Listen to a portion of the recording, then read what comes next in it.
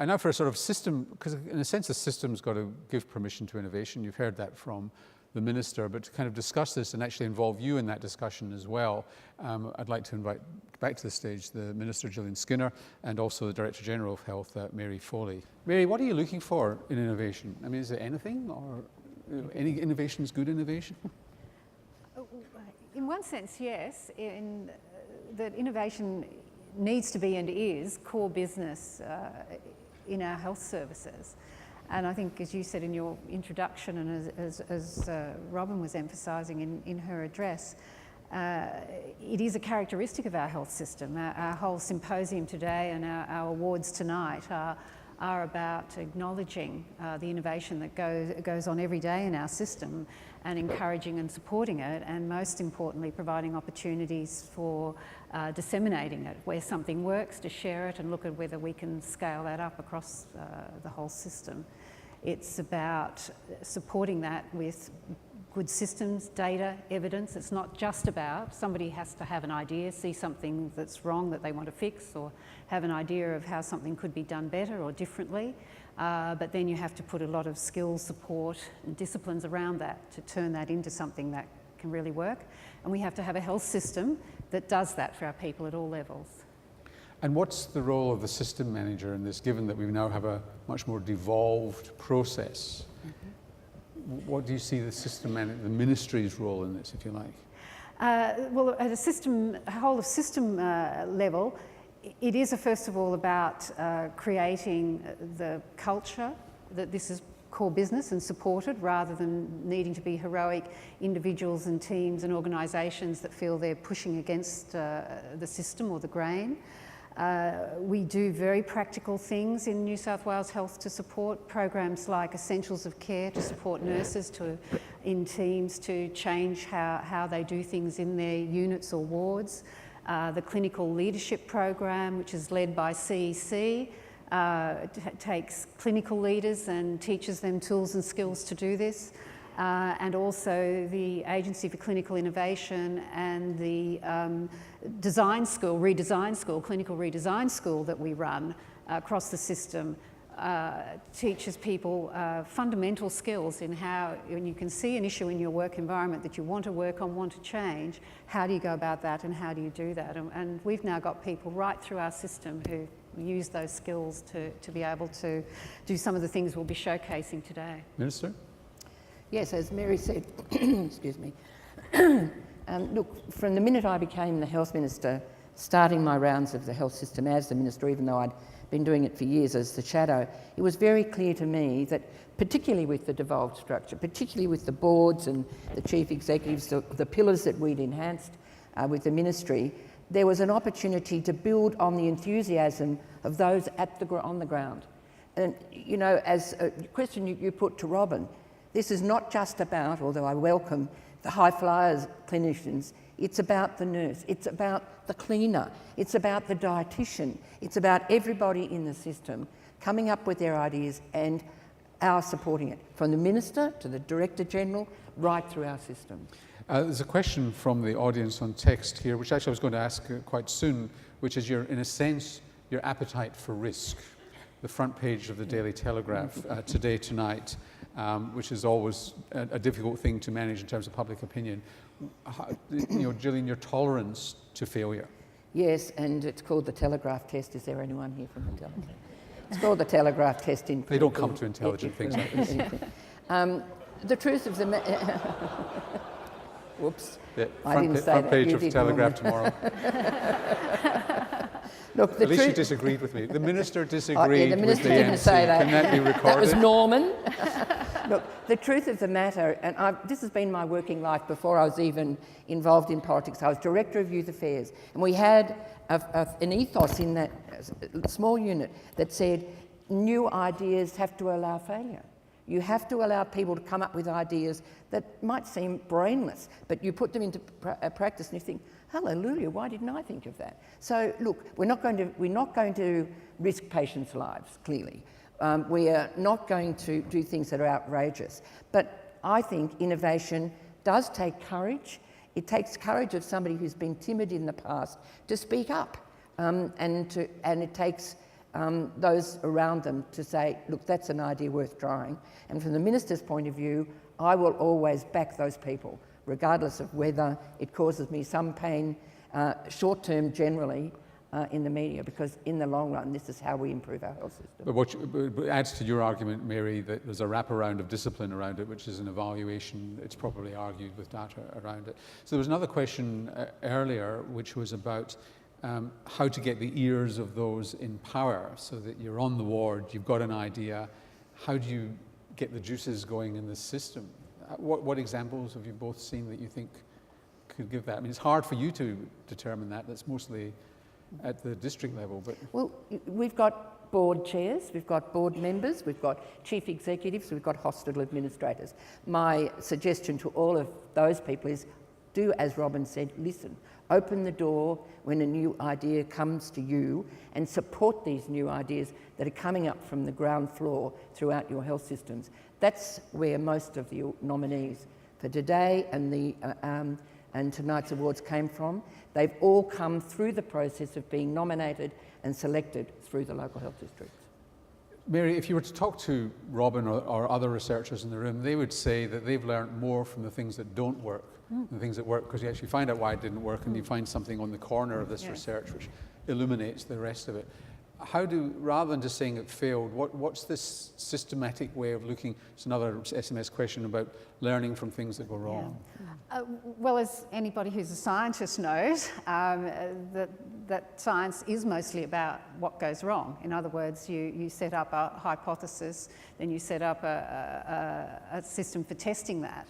And that's where knowledge comes from, and so it's fundamental to how you actually innovate. When my daughters were in primary school, the head of the primary school, who was a Scot, used to say to the girls that there's no such thing as mistakes, there's only experiments. And it's true. But you do have to set up... But if you fail, you get a Glasgow kiss. So. Yeah. But you have to set up the culture, the supports, and the practical processes, because if I put on my health system management hat, I have to first say our job is to eliminate risk in the health system, risk to the patient. But this is a very different kind of risk. There's a whole set of scientific disciplines about then, once you've got a good idea, how do you support that? Of course, for that good idea to come forward, for it to be backed, to go through a process that allows it to be tried and proven, and then if it works, generalised, or if it fails, you say, well, that was a very important lesson, what's the next thing to try? Is something where we have to build the culture, build the understanding, and build the expectations and accountability into the way our system operates. That's the way we do things as core business. Another terrific SMS question. Please keep them coming in, and if you want to ask a question, please just come verbally. Just please come to one of those microphones. Is that innovation is often driven by difficult people? Yes. There's a couple in this room. Well, and one of them's probably asked the question and doesn't dare come up to the microphone. There's one in the room that always says, the minister's got courage, you'll do it, minister, won't you? He knows who I'm talking about. He'll probably say something later. Look, difficult people challenge you, and I think that's very encouraging. That's healthy. I think, unless it's unreasonable and unfair, challenge, but I think we need to have those people question and ask what appear to be difficult questions. And the second part of that question is the role, and I asked it of Robin as well, Mary, the role of patients in innovation. They might come up with ideas and show where there might be waste or unnecessary procedures, but they also might be recruited to a cause. Well, patients are essential in this process of innovation. I mean, it really is about the patient. It is about what gives a better outcome for that patient, whether that outcome is better support dealing with an intractable illness, whether it's about getting as quickly and effectively to cure as possible, whether it's about them having the autonomy around what's happening to them and being supported in critical decision making when they have to make choices. Which is probably the key. Which is the key. And of course, we do know in our health system that that's probably one of the biggest challenges. We have so much more because of all the decades of innovation in the second half of the 20th century and into this century, we have so much more to offer people. And in fact, that's been an ingredient in our increased longevity and improved community well-being, which, in Australia we're very, very proud of. But at the same time as we do that, and at the same time that has involved great science, it has involved deep specialisation, it has involved very specialised research, that gap in communication with the patient becomes greater rather than less, and therefore needs a lot of innovation and focus about how do you fully engage the patient and have them centre of the process. Which brings me to a difficult question, which neither of you may be able to answer, and I'd welcome anybody who's got a contribution to make to this to come and just contribute to the conversation, is when is innovation an experiment? So in other words, where so you've got a surgeon who says, I'm going to do this operation a different way, or when do you cross the line between a minor innovation and experiment, which means then, because open heart surgery was developed in an ethics-free world with experiments that you would set your hair on end today, but that's how it happened. And you have this infrastructure to protect the patient, but it also slows down innovation. So when do we cross the line? And I have any ideas that you've got between what's an innovation and what's an experiment which requires informed consent and ethics approval and all that stuff? Look, I think that some of the structures we've put in place, the ACI, the Agency for Clinical Innovation, is a very good moderator of what might be on the cusp of experimentation and innovative practice. And it's about peers, clinical peers, qualified in that particular space, working together to ensure that that line is crossed with ethical integrity and that it's not going to put patients at unnecessary risk. What do you think, Mary? I might ask Robin to make a comment on this if you don't mind. Just come up to one of the microphones, Robin. But do you have a comment on this? I mean, I think this is on a whole, rather than it being an either-or situation, Norman. It is on a scale, and I don't draw the strong distinction. If I take the example, the three programs I talk about that support teaching people tools for innovation, fundamentally all use the quality improvement model, sort of the Deming skills and tools, which are scientific but are also very organic in terms of people in their workplaces. And incremental rather than incremental, and they are a systematic set of tools that can be applied to innovate. Most of those things, which can have huge improvements in patient care outcomes, do not raise issues where the patient is at risk and therefore you need to have ethics review or those kind of disciplines around it. But then other forms can take you there. So you just have to be sort of cognizant of the full spectrum and what's appropriate. Robin? No, I agree with what's been said. I guess there isn't a cookie-cutter answer to your question, and that's the point. My perception, and it's only my personal view, is that at the moment we've become far too risk-averse, and so everything is over in the category of an experiment, and even some of the most simple things that could be innovative are not done. I think a lot of that would be better done if it was devolved down to a collective responsibility and collective understanding about what was an experiment and what isn't an experiment. And so the sense so you kind of know one when you see one. You know one and the group knows one when they see one. I think what we've done is attempt to put in a whole lot of regulation, which from a distance seeks to sort of mediate between these things. But it often ends up stifling innovation and stifling new things and putting unnecessary red tape around things that are really not experiments at all. So I think it's really around changing the culture and having a collective responsibility and understanding about what is science and what is an experiment and what is simply just another new step which doesn't require a whole lot of regulation. A question here again from the audience is that it's actually I'll read the question because it just disappeared from the screen. Ground-up innovation in small steps would not have given Apple the iPhone. There are certain times when big leaps forward are the right thing to do, and of course those are the ones which give you a chill down the back. Thinking, am I going to do this big leap forward? How can you prioritise the question asked and target the bigger challenges? Well, even that's absolutely correct. You know, if you'd said to a couple of people even 15 years ago that we'd be all walking around with these things attached to our ears and talking as we walked along a footpath, they'd have laughed at you. But that was small steps. And I think that Robin's story about the use of the internet has shown that that started off as a small step, but it grew because lots of people had faith in the potential that it had. So I think what we need to do, and we're doing it in New South Wales Health, and the government's investing a lot of money in IT, in e-health initiatives, because that really is going to, it provides a platform for the dissemination of these ideas and the sharing of data. I think one of the questions that Robin was asked was, you know, how do you get clinicians on board and others?